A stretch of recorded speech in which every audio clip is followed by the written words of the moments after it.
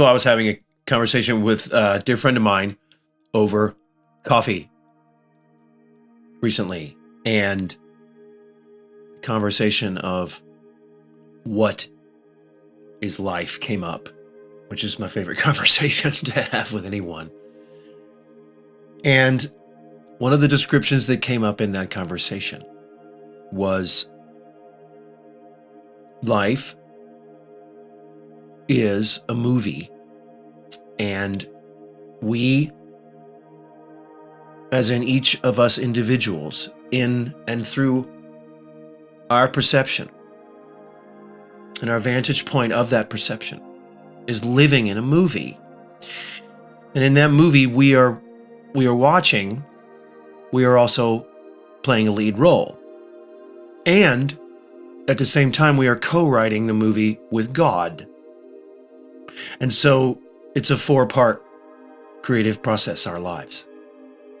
A movie that we're in and watching and writing with God. And there was this moment in the conversation where it sort of clicked and everybody sort of felt like, yes, that's it. That's an explanation that I can buy for the moment. I had mentioned artificial intelligence briefly in an earlier episode, and also briefly mentioned how I feel like it's more dangerous than the holding of any prosperous anything of any lasting good. But it bears mentioning in this idea of the movie that we live in. And movies, as in Hollywood movies, like The Matrix, have shown us this. And this is a word that gets used nowadays to explain this reality that is often described by some as a holographic or illusory. On some level, there is no solidity, and quantum physics has borne that out in its experiments, and everybody can argue how it plays out in a dimensional sense. But nonetheless, most can agree that when you break down the particle, there's not a lot there. Empty space, there's wave and sound and light. Photon light, sound and vibration, and very little solidity at the base of things. When we think about the technology that is going on, the quantum Tesla type energy, which is proven to be freely accessible. And of course, yet we are still paying for energy, which is interesting. When we know on some deep quantum level that energy is bountifully free, if tapped into properly and governed properly, institutionalized properly, and shared properly. How do we know what is real? Pluto deals with the shadow in us, spiritually speaking, metaphysically speaking. Pluto rules the sign of Scorpio, which the regenerative system, the sexual part of the body. And metaphysically, that corresponds to deep secrets. We've spoken a little bit about this in earlier episodes.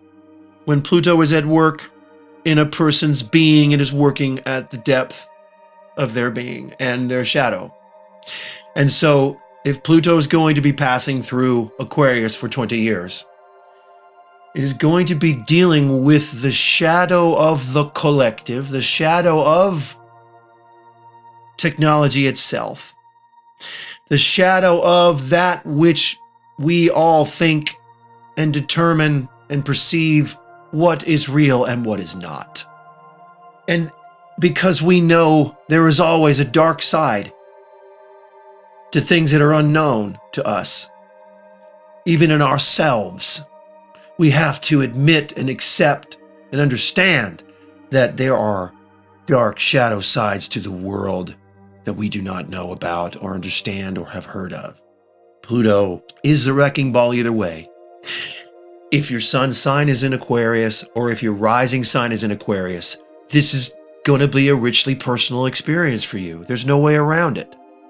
But for the collective, it's going to be a huge thing too, because we've talked about in this series what it means in the great cycle. But straight out of the gate, because Aquarius and Uranus is all about the technology. It's the mental fixed mind. It's the air. It's the invisible. It's the scanner. It's exactly what I'm talking about. We're about to do that, and Pluto's about to wrecking ball that. And I've just been compelled all day to go back into that issue a little bit. And all the astrologers have been. It's like, holy crap. Technology. It is coming, y'all. What about the technologies that are at our fingertips and are not available to us and only available to certain powers that be? How are the dark sides of all of those assets of technology in the world going to be revealed? Because Pluto is going to reveal them, pure and simple. How is technology itself related to the dark underbelly of our society? And how have we allowed it to slip through our fingers without the proper awareness, by accepting certain things as being as they should be or as we think they are and not questioning them? If we think about the things on the internet, for example, that cost a lot of money versus the things available on the internet that don't cost a lot of money at all, or maybe don't cost any money at all, just using that as an example, we can see right there that everything has a dark side, and Pluto deals with the dark side. And Uranus and Aquarius deal with technology, the internet. 5G, 6G, 7G, 8G, when's it going to stop? How many waves of invisible energy do we have to have flowing through our homes and flowing through our neighborhoods and our stores and our workplaces before we start to think maybe this isn't as good for us as we thought? Saying. That's why more and more people are interested in yoga practice. More hiking trails and biking trails and horse trails are going up in every conceivable place. Everywhere in our country where there's beautiful country to do so. It's why, at least in my neck of the woods, people are getting out on the boat and getting on the river every chance they get when the weather turns proper and the water rises. We find people going to more and more extremes in those regards as a reaction to this technocratic civilization that we live in. And perhaps that is the word that I've been leading to this whole time, is technocracy, which is what we live in. We live in a technocracy. We are living in a movie that we are co-starring and co-writing with God. And that world that surrounds us, that imposition upon Mama Earth that is imposing upon us and our freedoms and our sovereignty and our liberty. That world is a technocracy. It seizes and holds its control through technology. It can make an iPhone as obsolete as it wants to and sell it to you, with the idea that most of you are going to line up for the newer one, and you do. And just pick your device, pick your thing. It might be a car, it might be a microwave oven, it might be a set of shoes. That's up to you. But how do they get it to you? How do they get you interested? And how do they sell it to you? Technology. And whether that's a television or whether that's the smallest little device that fits in underneath your pinky fingernail, or even embedded in your skin, is technology. And that's Uranus, and that is Aquarius. And Pluto is about to wrecking ball this thing. Well, Uranus, the ruler of the situation, is going to say, okay, I rule this area, the sky. That's not going away. And I say revolution. I say electrical storms. I say shocking results. And Pluto says, really? You want shocking results? You want storms? You want just, yeah, let's go. This is a recipe for craziness. Pure and simple.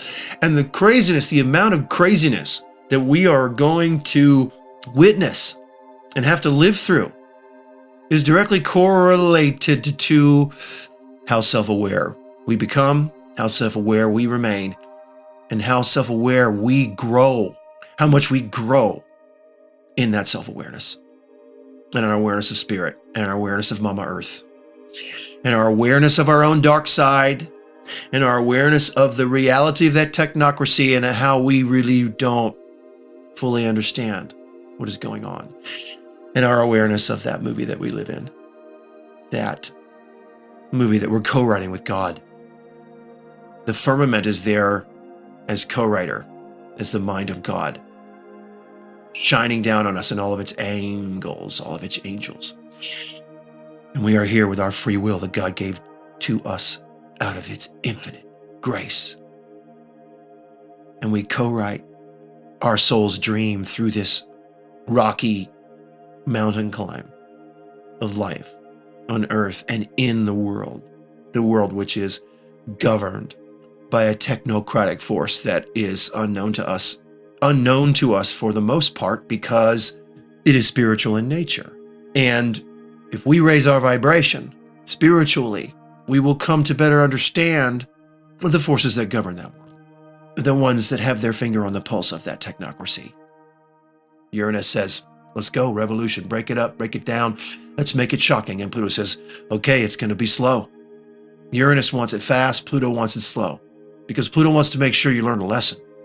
We got 20 years to figure this out, this part of our lesson about the technocracy and about the movie that we're living in, and how to get back to Mama Earth and back to God and back to actual reality. And Aquarius says that's about us, the people together, doing it together. We have to seize our individual sovereignty and seize our unity. The divine creation holds a reality which is both sovereign and unified at the same time. We are all sovereign souls, and yet we are all unified. There is a unity to all of it, but it's not that simple. There is a reality of unity and sovereignty, and the patterns in nature bear this out when we study them closely. In other words, in order to understand how the collective is supposed to move forward in their understanding of the technocracy and seize hold again of the governance of our lives. Literally, we have to seize governance of ourselves first as sovereign individuals and sovereign souls. We have to understand that we do not need a technocracy to control our lives. And we have to accept responsibility for that, which is the hardest part. It's getting harder and harder to accept that, to say, not only do I want my sovereignty back, but I want to accept responsibility for it. We have lost responsibility for technology. And I mentioned in a previous episode, are we going to let technology take control of us, or are we going to take proper control of technology? And doing so has to do with gaining a proper understanding of the technocracy that is involved in our lives on a daily basis, and how they reach us through all of these avenues, the technological avenues, and how it has become easier and easier and easier for them to do because we have them in our pocket now. And we take that for granted. We have to take a good hard look at that. Good hard look at this. And thank heavens, we got 20 years to do it, because Pluto's going to take its time. It's going to take its painful time, because we got a lot to unravel. We have a lot to unravel.